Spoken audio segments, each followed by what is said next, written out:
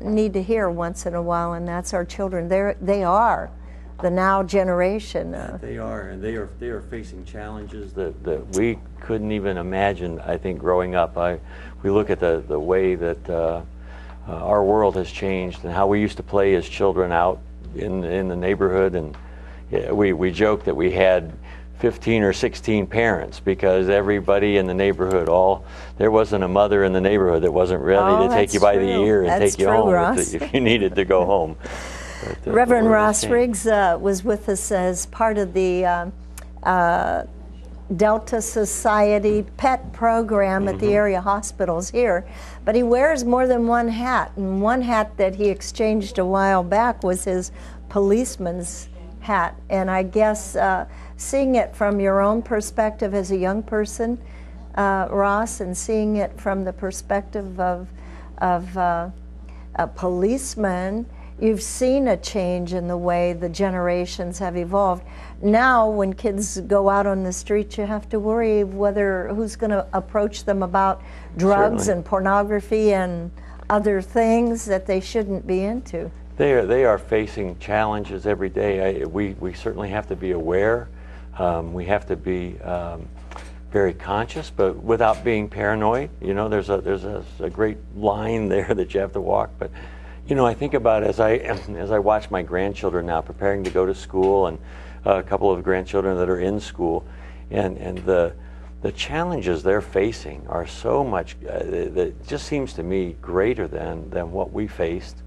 You know, I can recall, you know, in grade school, the big thing for us was, you know, whether or not someone had taken some of their father's cigarettes or something around the corner. That's a big difference. And now they're having heroin epidemics. So the heroin is just incredible what's going on in the world around us.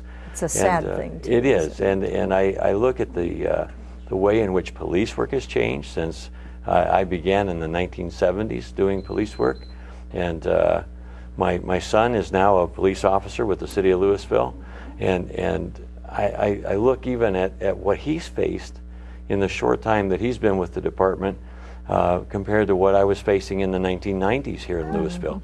There's still a lot of changes going on. So we are certainly in a time when...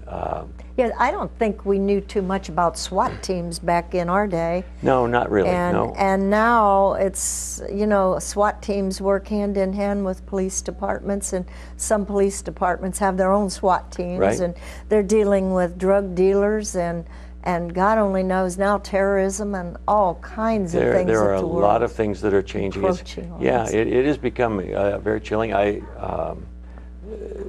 have just finished writing a book. It's at the publishers now, and hopefully be out soon. But it's entitled "Stretching the Thin Blue Line," which is the acronym, the idea for police work, policing America in times of heightened threat. Because the times that we're living in are certainly the terrorists do want to come in. They do want to make us afraid. But we don't need to be afraid. First of all, we know that God is He's still in control. God is on His throne, and no matter what is going on in the world around us, we know that He is in charge.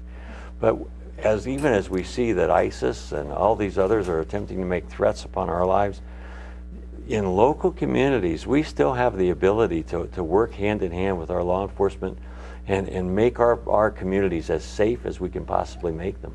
And you know, I think that's a great thing in a town like Louisville and here in Stark County. We've got a lot of really great cops who are trying really hard to do what they need to do, and we've got a lot of really great citizens that are willing to work hand in glove with them. And that, I think, makes a huge difference. And that always really appreciate the police force here in this town. And you know, I think most people in the communities all around the country here are, you know, proud of their police forces. And you know, every now and then there's a bad guy, just like there is in everything else in life, in every field. I think there's a lot of media attention. You know, when a policeman is doing something wrong, or there's, you know, a questionable shooting or something along those lines. Many people forget that police officers are human beings, and they are making some decisions in a very short period of time, very seconds, nanoseconds or Right. however, and they're going to be judged on those for a long period of time. But it's great to see the support that does come out for law enforcement and for other safety services, because you do see and hear so much negative all of the time. It's one of the things that we found as we were doing ministry and continuing to do ministry in Central and Eastern Europe. Now you're with actually World Evangelism. Yeah, the Association of Baptists for World Evangelism is a country. Oh golly, I'm going to quote it. I think there's 75 different countries they're in now. It's probably more than that. Wow. But we've been working with ABWE since 2001. And they're headquartered out of Harrisburg, Pennsylvania. Yes, okay. Harrisburg. And one of the things that we have been able to enjoy is our work. My wife and I, Karen, as you know, is a medical doctor. So we found that our calling was really toward the missionaries themselves. That was our focus group. I kind of wondered when I first retired and I felt that God was calling me to ministry in a full-time role, how He's going to link law enforcement with ministry in especially a missionary role. I had no idea how He was going to put that together. It was great to see how He was able to take and within just a short period of time being in Central Europe, we found that they had a serious need for learning security, learning how to do contingency planning for their missionary teams. And we were able to really step in, and God just opened doors one after another for us to do that. It was a very interesting time for us. We've continued 15 years. I'm not sure how 15 years went by that quickly, but it's been an excellent time. We've been working in Bosnia, Kosovo, Ukraine, some of the places where Ukraine, for example, when they were invaded, the contingency plans that we were putting together were certainly needed in order to get missionaries. There's always a wondering whether you want to have the missionary stay when things are difficult, or if it's time for them to leave. It's because you don't want to abandon your work. But sometimes when Americans stay, they make more threat than they do if they leave. So it's kind of a juggling act. But God has blessed us in some amazing ways to be able to do that, to travel to these places and see God's working. I tell folks He let us be on the front row to see what He's doing, and it's been very much a blessing. So you have kind of a security business of your own. How does that fit in with foreign affairs and things of that nature? When we first started doing the training overseas, because of the concern that the United States has for money being funneled to terrorists, for me to have the work that I do, I had to have a business face here in Ohio to show that it's a legitimate thing, okay? That it really is, we are really doing what we say we're doing. So we created security consulting investigations, kind of just a on paper thing, so that we could have the ability to do the training overseas. Well, while we had that on paper, we started to realize that there was a need here. We were getting some contacts. Oftentimes it has to do with an issue of maybe elder abuse or child abuse. So we work on those kind of cases. Those are serious things, aren't they? They certainly are, and they're very prevalent in our world. And so we have done whatever we can do to be able to make sure that we can get that child to be the voice for that child. You know, when they're in a situation and maybe they're being a victim of some type of abuse that they can't speak out for. We've been able to help out there. But when it comes to the terrorism aspect, we have been able to be involved with a group called the International Counterterrorism Officers Association. That was actually put together by a group of New York City police officers right after 9/11. And we've been working with them, and in fact, I edit their quarterly newsletter for them. But to help folks understand that battling terrorism, this isn't something that just the federal government does or the Army does on a federal level. We need to understand this is something we do at the grassroots level. We do it right here in our own hometowns, keeping an eye on places that we, I use an example that you look at your town as, if someone wanted to come in with a business into your town, what would be the great things they look for? Well, if a terrorist wants to come to your town, what would he look at to try to create terror in your town? What is it about your town that he would focus on? And if you can know that, then you can know where it is he might strike. And those people that are around that, we have that great celebration every August at the Pro Football Hall of Fame. We bring thousands and thousands of people to Stark County. Right. If a terrorist wanted to attack that, they would immediately have national and international television coverage of it. So the law enforcement officers work very diligently to make sure they understand that could be a target. So let's anywhere keep it where there's great numbers of people gathered. Certainly. Certainly.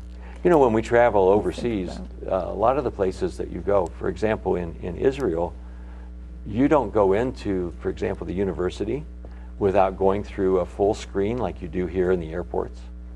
You go into a shopping mall, you go through a full body screen just like you do in the airports. Wow. Well, we don't have that here in the United States. We're very free to move about, and there's a cost to that freedom. There's a risk involved, but you know what? We have been very, very blessed in our nation, and I continually pray that God will continue to bless us in spite of ourselves in this nation. Well, don't you think a large part of the success of all of this is going to depend, you said it earlier, among the people, with the people. Absolutely. But it's being informed, and maybe that's the greatest challenge to all of us right now, is being informed, because, you know, a lot of us would know the first thing to look for. I mean, okay, I'm just going to say this out. If you see a Middle Easterner who comes in and sets up shop, automatically you're skeptical of this person, and you're forming perhaps opinions that you shouldn't be forming. But you know, we really don't know the technique or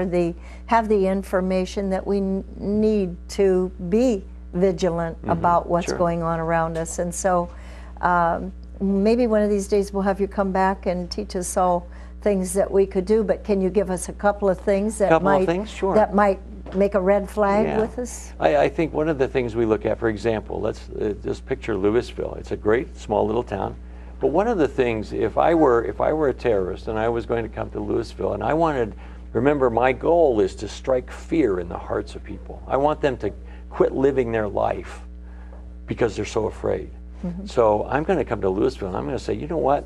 One of the greatest things they love is their children and their sports, and I'm going to attack them on a playground, or I'm going to attack them at a football game, or I'm going to do something where suddenly they're going to be afraid to go out with their children. I'm going to hit a park, because that's kind of Louisville, okay?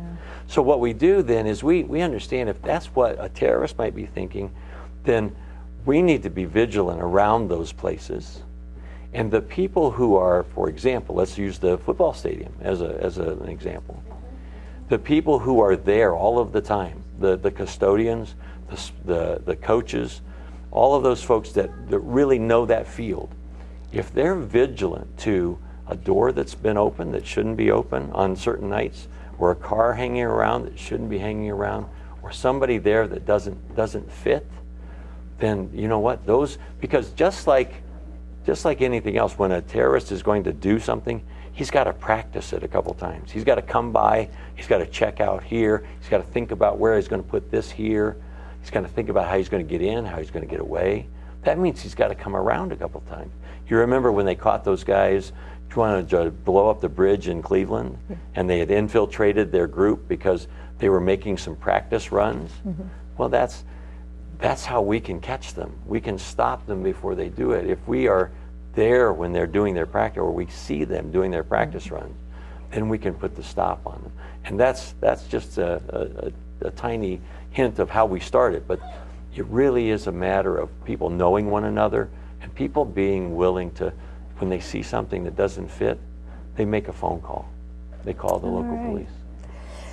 Well, I wanted to just thank you for sharing with us. We've kind of run the gamut with you today, from the dog ministry to the worldwide evangelism organization that you're with, the Association of Baptists for World Evangelism. And you know, I just feel so good to know there's somebody like you in our community, and that you don't just stop at the local level and give up and say, I'm done now, I'm tired, but you know, that you can go on with your life and continue to make a positive change. And I know you were taken in by Pastor Sandy's message and the news that she brings for parents and people, and it kind of starts there too, doesn't it? It certainly does. Getting them in church.